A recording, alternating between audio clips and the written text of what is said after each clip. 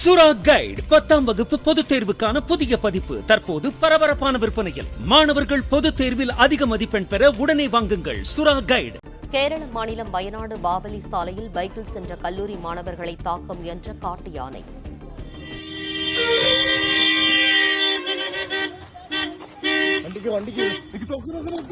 பின்னால் வந்த lorry driver சமயோஜிதமாக horn அடித்ததால் காட்டு யானை விலகிச் சென்ற நிலையில் உயிர் தப்பிய மாணவர்கள்.